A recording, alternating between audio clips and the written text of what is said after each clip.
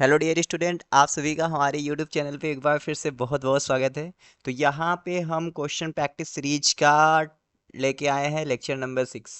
ठीक है, यहाँ पे हम क्वेश्चन देखेंगे और डिटेल में डिस्कस करेंगे आपके आने वाले MSc entrance examination, assistant professor like SSB, UPSC, UPHSC, या आप बॉटनी का कोई भी एग्जाम देने जा रहे हैं। तो क्वेश्चन देखने से पहले, डिस्कस करने से पहले मैं आपको बता दूं कि यहाँ पे देखिए हमारा कोर्स भी चलता है ऐप पे।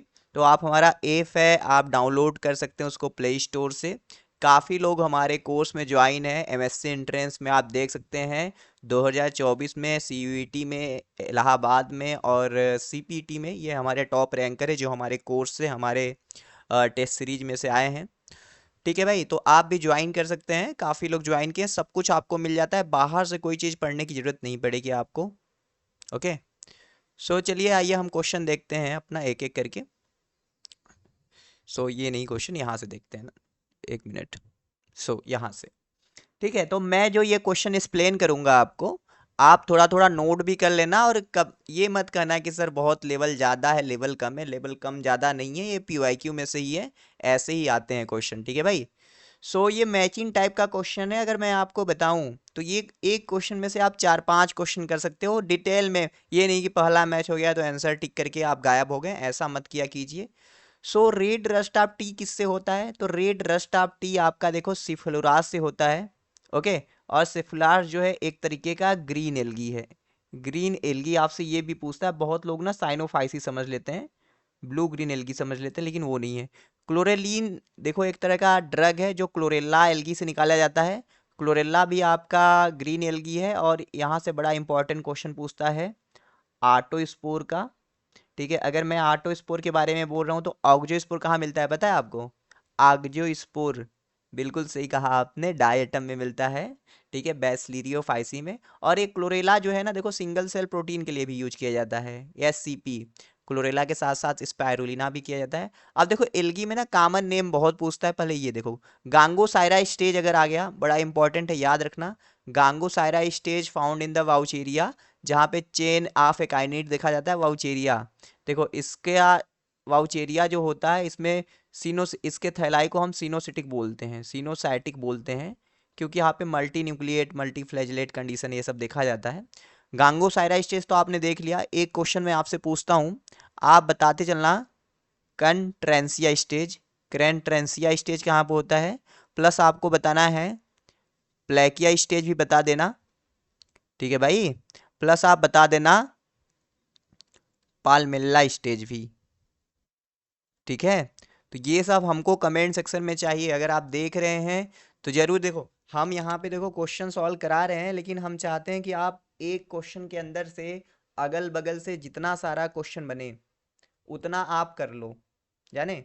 अब देखो सी पाम पूछ रहा है किसका नाम है, तो सी पाम नाम है आपका पोस्टेल्सिया का, थोड़ा सा पोस्टेल्सिया रहेगा। तो पोस्टेल्सिया इज द सी पाम। और बहुत सारे एल्गी हैं जिनका कॉमन नेम आपसे पूछा जाता है, तो आप उन सब के बारे में याद रखना। तो मैच क्या होगा, पहला का देखो मैच हो रहा था 2 में, तो पहला का 2 देखो यहीं पे दिया है, तो आपका आंसर तो जाएगा ये। मैचिंग टाइप क्वेश्चन की खूबसूरती यही होती है कि भैया आपको अगर चारों ऑप्शन नहीं पता है, एक पता है, तो आप कर ले जाओगे, जाने। अगला क्वेश्चन है आपका टेक्सोनॉमी से है कि एक स्पेसिमेन है, टर्म किया जाता है when the absence of holotype. Holotype नहीं है, ठीक है, holotype absent selected from the original material cited by the author. ठीक है भाई।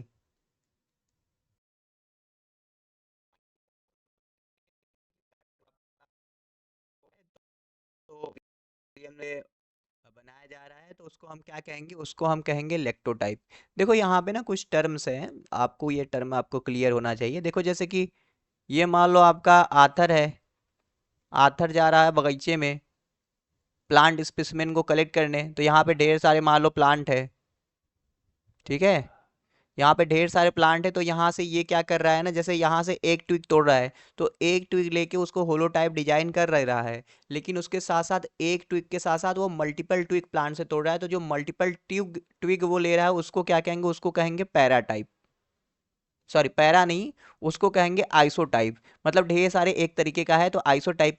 अब मान लो कि जो मटेरियल वो कलेक्ट कर रहा था वो वेजिटेटिव स्टेज में था, यानी फ्लावर फ्रूटिंग नहीं था, तो दूसरे सीजन में जा रहा है उसी प्लांट का फ्लावर वाला ले आ रहा है, फ्रूट ले आ रहा है, तो उसी प्लांट से ले रहा है, तो उसको कहेंगे पैराटाइप। ठीक है, अलग अलग। ठीक है भाई, और मेन जो रहेगा वो होलो टाइप रहेगा, है ना। तो ऐसे करें, मान लो ये लेके आया था तीन चार, कलेक्ट करके सारा खो गया, फिर से वो दोबारा जा रहा है कलेक्ट करने, तो नियो टाइप कहेंगे।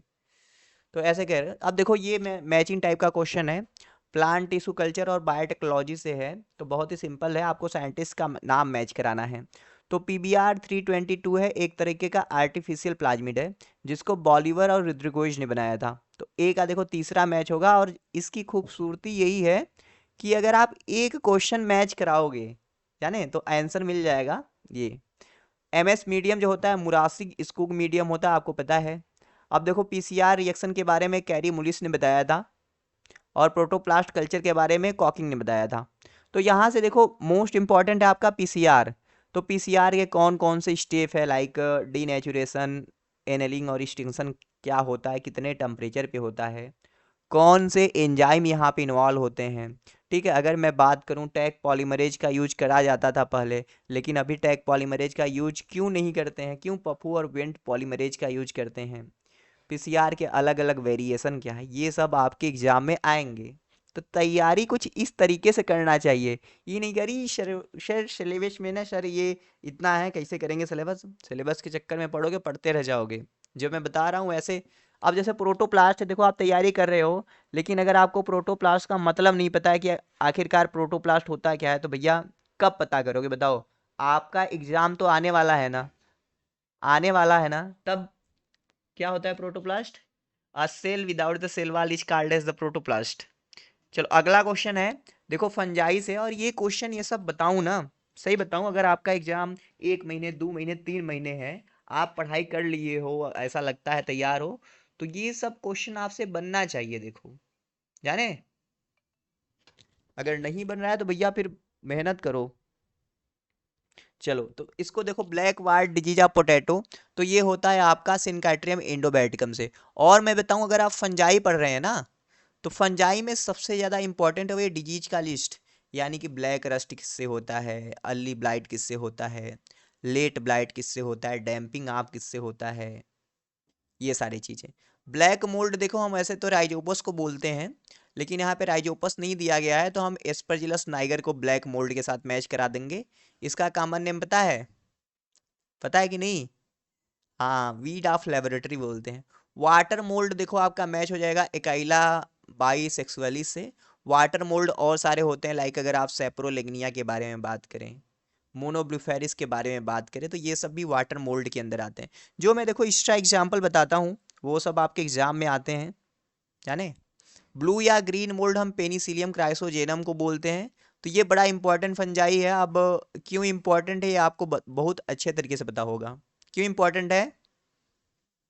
इसलिए इंपॉर्टेंट है कि एक अलेक्जेंडर फ्लेमिंग करके थे, ठीक है भाई, वो स्टेफाइलोकोकस ऑरियस के ऊपर काम कर रहे थे, ताकि वो उसकी दवा खोज सकें।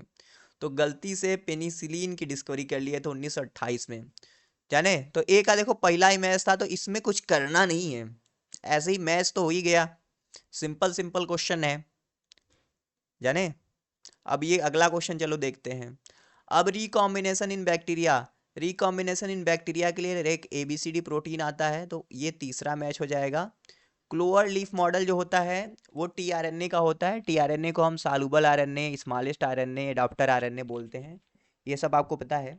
ये जो क्लोवर लीफ मॉडल है किसने दिया था बताओ, कमेंट सेक्शन में बताओ, हु प्रपोज्ड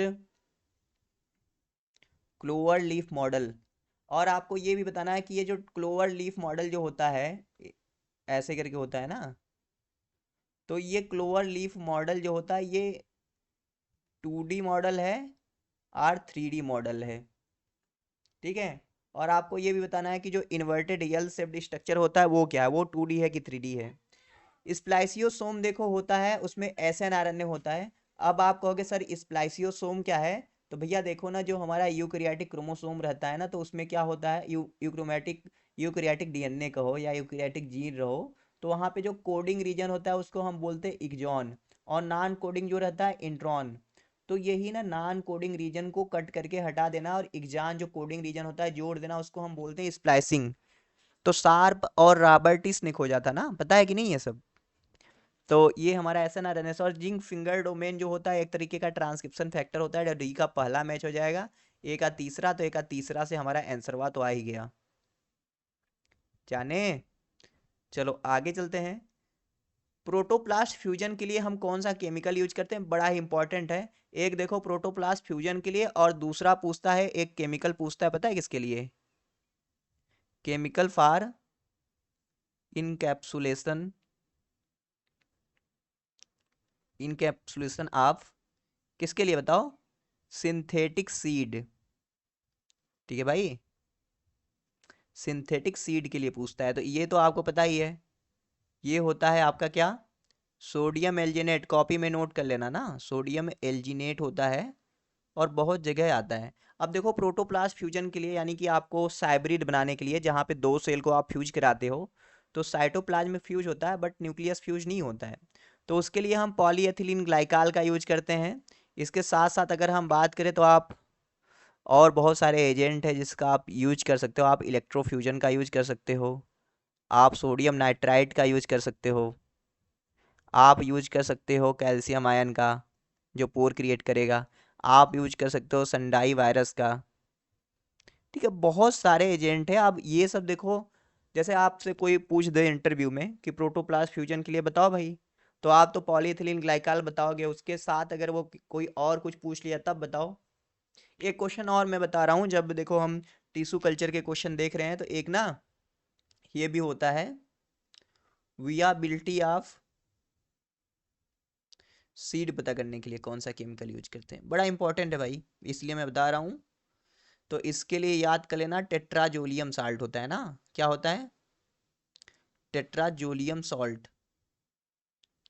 तो ये भी नोट कर लेना। और देखो मैं क्वेश्चन सॉल्व करा रहा हूँ तो आपको एक्स्ट्रा भी बता रहा हूँ। आप जैसे हमारा ना एपोवा जो है, बॉटनी द बर्निंग डिजायर का, शायद आप डाउनलोड किए हैं या नहीं किए हैं तो कर लीजिएगा डाउनलोड आप। वहाँ पे हमारा कोर्स है सबसे जो बढ़िया, अगर आपको रिकमेंड करूँ, असिस्टेंट प्रोफेसर के लिए तैयारी कर रहे हैं तो आप अचीवर बैच देखेंगे तो वो आपको ज्वाइन करना चाहिए।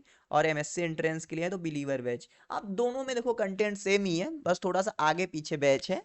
अचीवर बैच में हमने ज़्यादा पढ़ा दिया है, बिलीवर बैच में थोड़ा पीछे चल रहे हैं। तो इसलिए आप ज्वाइन करोगे तो वहाँ पे देखो आपको पूरा वीडियो लेक्चर मिलेगा, डीपीपी मिलेगा, सबसे ज़्यादा जरूरी यार आपको ऑडियो नोट मिलेगा। मेरा आवाज़ सुन रहे हो ना, जैसे हमने मान लो आधे घंटे 45 मिनट का लेक्चर लिया, तो उसको ना हम 6-7 मिनट में समराइज करके ऑडियो नोट दिए हुए, प्लस आपको पीपीटी मिलता है, डीपीपी मिलता है, पॉइंटर सीरीज मिलता है भैया, मॉक टेस्ट भी इंक्लूडेड है। तो अगर आप ज्वाइन करते हैं तो 2024 में एग्जाम है, 2025 में एग्जाम है। अगर आप आज ज्वाइन करते हो तो आज ही की डेट में अगले साल तक वैलिडिटी रहेगा। और मैं ये गारंटी के साथ कहता हूँ, अगर आप पूरा कंटेंट फॉलो करते हैं तो आपको भैया बॉटनी बहुत अच्छे से समझ में आ जाएगा, बेसिक, जाने। चलो आगे चलते हैं। सो अगला क्वेश्चन है, succession, replacement of one type of plant community by the another type of plant community, जंगल का formation, succession. So succession term Hult ने दिया था, और ये जो है भैया सक्सेशन के स्टेप आपको अरेंज करने हैं। तो सबसे पहले क्या होता है, न्यूडेशन होता है, फिर क्या होता है, फिर माइग्रेशन होता है, या उसको हम इन्वेजन कह सकते हैं। ठीक है, फिर क्या होता है, इकेसिस होता है, फिर रिएक्शन होता है, फिर स्टेबलाइजेशन होता है ना। ये सब स्टेप है। देखो कैसे याद होगा, प्रैक्टिस, जितना ज़्यादा आप प्रैक्टिस करोगे उतना ज़्यादा याद होगा, जाने। तो क्या आ जाएगा आंसर, बी ए, देखो बी ए दो जगह है, BAC, तो ये आ जाएगा आंसर। अब बहुत ही सिंपल क्वेश्चन दिया है कि क्रेसिलेशियन एसिड मेटाबॉलिज्म पाथवे जो होता है, कैम प्लांट होते हैं, अपना स्टोमेटा कब ओपन करते हैं। तो ये देखो ना, इसमें मैलिक एसिड वैक्यूल के अंदर रखते हैं, रात के टाइम पे स्टोमेटा ओपन करते हैं।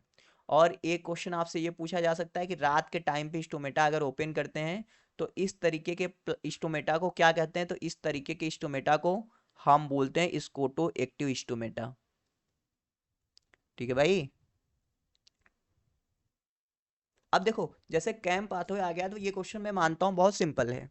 आपको लग रहा होगा कि बहुत सिंपल क्वेश्चन है, मैं मानता हूँ, मैं भी मानता हूँ सिंपल है, लेकिन यहाँ पे आपने जैसे देखो पढ़ाई करने का तरीका कुछ इस कदर रखो कि यहाँ पे कैम पाथवे आ गया, तो आप इमेजिन करो, आप सोचो कि भैया कैम पाथवे है, रात को स्टोमेटा खुल रहा है, कार्बन डाइऑक्साइड इन्वायरमेंट से कैसे पेप कार्बोक्सिलेज लेके उसको मैलिक एसिड में बदल के उसको कैसे वैक्यूल के अंदर रख रहा है, फिर दिन के टाइम पे जब स्टोमेटा क्लोज हो जा रहा है तो कैसे मैलिक एसिड को ब्रेक डाउन किया जाता है, कैसे कार्बन डाइऑक्साइड लेके केल्विन साइकिल में डाला जा रहा है। ये देखो क्वेश्चन कोई भी है, आपको देख के लगा अरे बहुत सिंपल क्वेश्चन है, आप भैया उसके अंदर थोड़ा जाओ, जाने अंदर जाओगे, सोचोगे उसके बारे में ना, तब आपका असली नॉलेज यहाँ पे टेस्ट होता है। मतलब देखो मैं कभी नहीं मानता कि ऐसा क्वेश्चन लेके आऊँ जो बहुत ज्यादा टफ है, जो मुझको खुद ना आए और मैं सॉल्व कराऊं और पढ़ के आंसर बता दूं और आपके अरे वाह गुरुजी क्या क्वेश्चन लेके आए हैं, हमारा तो जिंदगी सफल हो गया। ऐसा मत सोचो ना, ये भैया ट्रेंड यही है भाई। आप कोई भी एग्जाम दोगे पीवाईक्यू है, और ये खुद मैं ये क्वेश्चन जो कैंप पाथवे वाला इस कोटो एक्टिव है, 10-15 एग्जाम में मैं खुद देख चुका हूँ। आप कहोगे सर इतना एग्जाम दिए होगा, अरे भैया पीवाईक्यू सॉल्व कराए हैं, जाने पीवाईक्यू सॉल्व कराए हैं तो पता है, यूट्यूब पे देख लेना आप हमारे। चलो आगे चलते हैं। अब देखो ये इकोनॉमिक बॉटनी का क्वेश्चन है, और मुझे जहां तक लगता है ना ये बहुत लोगों को लगता है टफ। इकोनॉमिक बॉटनी का क्वेश्चन है लेकिन है बहुत सिंपल। जैसे देखो ये सिसर एरिटेनम है, सिसर एरिटेनम को हम चना बोलते हैं, और चना का कॉमन नेम होता है बंगाल ग्राम। क्या होता है? बंगाल ग्राम होता है। तो सी का दूसरा मैच होगा, और देखो सी का दूसरा मैच होगा, ये कट हो जाएगा, और क्या कट हो जाएगा आपका, ये कट हो जाएगा। ठीक है। अब देखो क्या है कि भैया फैसलस मूंगो, तो मूंगो जो होता है फैसलस मूंग, मूंग जानते हो, मूंग दाल वाला नमकीन खाते हो ना, उसको हम क्या बोलते हैं, ग्रीन ग्राम बोलते हैं। तो बी का चौथा मैच हो जाएगा। ठीक है, बी का क्या मैच हो जाएगा, चौथा, तो हमारा आंसरवा तो आ जाएगा। फिर अंग्यूकुलाटा जो होता है इसको हम काउपी बोलते हैं, और हमारा जो फैसिलस ऑरियस होता है इसको हम उड़द बोलते हैं, यानी ब्लैक ग्राम। तो हमारा आंसर आ गया। और अब देखो मान लो ये क्वेश्चन आपको टफ लग रहा है तो नोट करो ना भैया, कॉपी पे क्या करो, नोट करो, नोट करोगे तो आगे काम आएगा। आगे चलें, चलो आगे चलते हैं। तो अगला क्वेश्चन यहाँ पे है, क्या हो रहा है भाई, हाँ, mutation occurring in the cell other than the germ cell are known as. अब देखो क्वेश्चन मेरे ले आने का क्या मतलब है बताया आपको। आप ना जैसे देखो ये मेन टर्म है म्यूटेशन, तो आप क्वेश्चन सॉल्व करो भैया ना, तो म्यूटेशन के बारे में पूरा सोचो कि म्यूटेशन आखिरकार होता क्या है, डीएनए के बेस पेयर में कैसे चेंज होता है, कितने तरीके का म्यूटेशन होता है, म्यूटाजेन क्या होते हैं, म्यूटेशन के बारे में ह्यूगो डेविस ने ओइनोथेरा लैमार्कियाना के ऊपर कैसे काम किया था, म्यूटेशन को सबसे पहले सीवल राइट ने इनकॉन वैरायटी ऑफ शिप में कैसे देखा था। तो इस तरीके से पढ़ाई करोगे तब ना क्वेश्चन बनेगा। इन अरे म्यूटेशन अगर तो इसको भैया अदर देन जर्म सेल हो तो उसको सोमैटिक म्यूटेशन कहेंगे। अब आप इस क्वेश्चन को ऐसे आंसर करके छोड़ के जाओगे तो गलती कर रहे हो भैया। अब आपको सोचना पड़ेगा कि साइलेंट म्यूटेशन क्या होता है, मतलब साइलेंट म्यूटेशन है तो इसमें ओबलिंग बेस पेयर का क्या कॉन्सेप्ट है। ठीक है, वोबलिंग बेस पेयर यानी आपको कोडान वाला कॉन्सेप्ट पता होना चाहिए।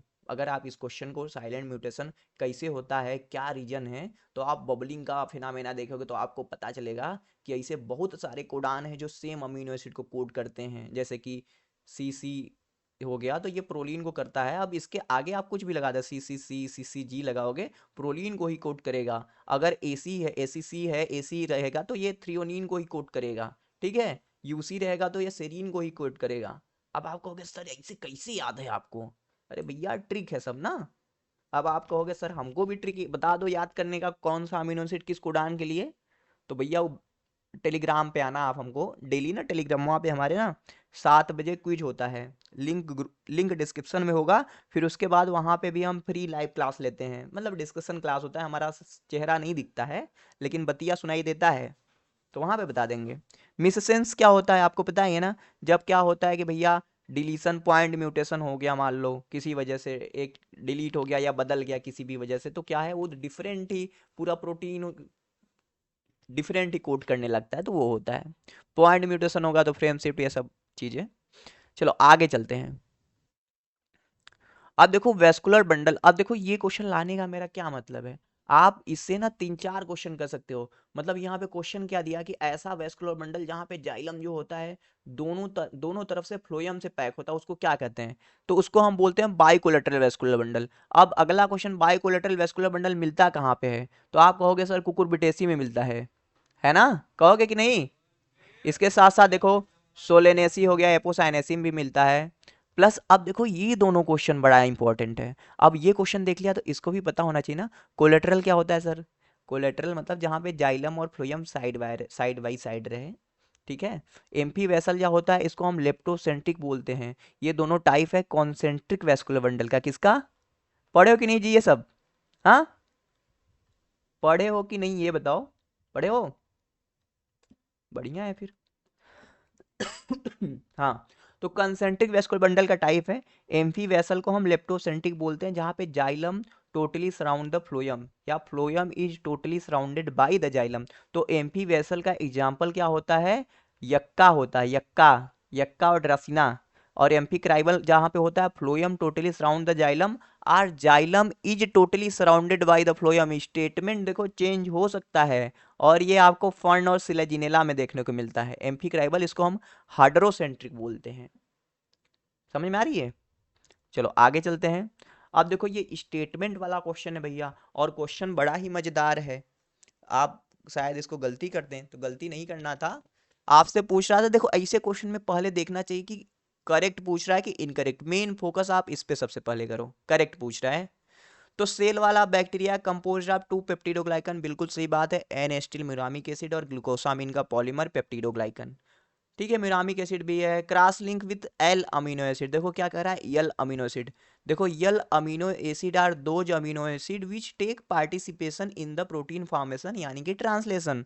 बट यहाँ पे जो सेल वाल बैक्टीरिया का होता है वहाँ पे यल नहीं होता भैया, डी अमीनो एसिड होता है, डी अमीनो एसिड, जो कि प्रोटीन सिंथेसिस में टेक पार्ट नहीं लेता है। तो पहला स्टेटमेंट हो गया गलत। अगर आप ए काट दिए तो देखो ये भी गया, ये भी गया। अब देखो बी सही है कि नहीं? Membrane lipid of archaea contain branch chain attach to glycerol by ether linkage, बिल्कुल सही बात है, ईथर लिंकेज, बी सही हो गया। तो देखो बी तो हमारा इसमें है नहीं, तो ये हमारा आंसर आ जाएगा। अब देखो इसे भी आप वेरीफाई कर लो। सेल वाला fungi majority composed of chitin, जो कि एनेस्टिल ग्लूकोसामिन का पॉलीमर होता है। सी तो एकदम करेक्ट है, हम लोग सी एकदम करेक्ट हैं। ठीक है। Virus and viroid lack cell wall, तो इनके पास बिल्कुल सेल वाल नहीं होता, ये भी सही है। सेल वाल माइकोप्लाज्मा के पास भी नहीं होता है, तो ये भी सही है। तो हमारा आ गया आंसर, यानी आप देखो सैटेलाइट डीएनए अपसेंटिन। आपको देखो कॉन्सेप्ट पता होना चाहिए कि आखिरकार सैटेलाइट डीएनए क्या होता है। तो सैटेलाइट डीएनए का मतलब है हमारा इंट्रॉन से, हमारा मतलब है रिपीटिटिव डीएनए से, ऐसे बेस पेयर से जो अपने आप को डीएनए के अंदर बराबर रिपीट करें। ठीक है, तो उसे हम सैटेलाइट डीएनए कहेंगे। और ये हमारा इंट्रॉन वाला सैटेलाइट डीएनए रिपीटिटिव डीएनए का कॉन्सेप्ट रिलेटेड है यूकैरियोटिक से। तो आप कहाँ कहाँ अपसेंट रहेगा? तो देखो यू इसमें तो नहीं रहेगा, ड्रोसोफिला भी यूकैरियोटिक, ईस्ट भी यूकैरियोटिक, यानी सी डी ई नहीं होगा, ए बी हमारा आंसर हो जाएगा। क्वेश्चन देखो सॉल्व करने का क्या होता है, कॉन्सेप्ट पता है तो सॉल्व हो जाएगा, और आप रटोगे तो मुश्किल हो सकता है। अब देखो ये क्वेश्चन है, देख के कहोगे अरे सर हम तो बहुत डर गए हैं, ये क्या क्वेश्चन है। लेकिन है बहुत सिंपल क्वेश्चन, मैं समझाता हूँ कैसे। देखो सबसे पहले देखो wilt wilt of arhar disease जानते हो किससे होता है? पता है कि नहीं? हाँ, फ्यूजेरियम से होता है। तो उसमें क्या कौन क्या खत्म हो जाता है? वो मुरझा कैसे जाता है? उसका जाइलम जो होता है वो खराब हो जाता है। तो विल्टेड जीन जो रिलेटेड है भैया किससे है? वेस्कुलर बंडल से रिलेटेड है। डी का दूसरा मैच हो जाएगा, और डी का दूसरा मैच हुआ तो हमारा आंसर हुआ, तो आ गया ना। जाने की नहीं? सो फिर देखो ग्लैब्रस, तो ग्लैब्रस हेयर लाइक स्ट्रक्चर जो होता है उसको हम ट्राइकोम बोलते हैं, जो स्टेम पे मल्टी सेलुलर होता है, ये भी आ गया। फिर too many mouth gene, mouth मतलब जैसे प्लांट में माउथ गैसेस एक्सचेंज के लिए स्टोमेटा, वैसे ही भाई हमारे अंदर तो ये माउथ से हो गया। उशियल जीन जो हो गया सैम से रिलेटेड है, तो हमारा आंसर आ गया। समझे कि नहीं समझे? हाँ, लाइक कौन करेगा वीडियो को बताओ? लाइक कौन करेगा? लाइक कर देना। और चैनल पे नई या नए हो आप, ठीक है, तो सब्सक्राइब कर देना हमारे चैनल को। ठीक है भाई। और अगर आप तैयारी कर रहे हैं एमएससी एंट्रेंस असिस्टेंट प्रोफेसर के लिए भैया, तो ज्वाइन कर लेना हमारा कोर्स ऐप डाउनलोड करके। चलो मिलते हैं आपसे नेक्स्ट वीडियो में। लाइक का टारगेट पूरा करना यार, 50+ लाइक होगा तो आगे वीडियो लेके आएंगे। मेहनत लगता है जानते हो, वीडियो बनाने में मेहनत नहीं लगता, क्वेश्चन को ना फीड करने में, ऐसे क्वेश्चन लाने में वो मेहनत लगता है। और ये वीडियो आप देख रहे होंगे कि भैया कितने मिनट का है, 25 मिनट का है, लेकिन मैं इसमें बताऊं तो 75 मिनट लगा है, 3x टाइम लगता है जाने। चलो।